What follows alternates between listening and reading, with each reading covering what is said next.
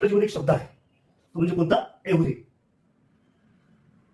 याचा मराठीत अर्थ काय होतो? प्रत्येक असा अर्थ होतो. प्रत्येक. तर त्याच्यासोबत काही दुसरे शब्द आले तर त्यांचे अर्थ बदलतात. बघा आता कसं होतं? एव्हरी वन म्हणजे प्रत्येक जण. त्याचबरोबर आहे एव्हरीबडी. याचा अर्थ काय होतो? प्रत्येक जण.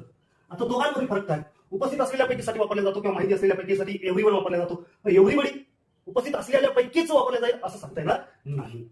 पुढचा आहे एव्हरीथिंग. म्हणजे काय? प्रत्येक गोष्ट. वस्तुवाचक शब्द. आणि दुसरा एक सांगता येईल आपल्याला एव्हरीवेअर. मराठीत अर्थ होईल त्याचा प्रत्येक ठिकाणी किंवा कुठेही.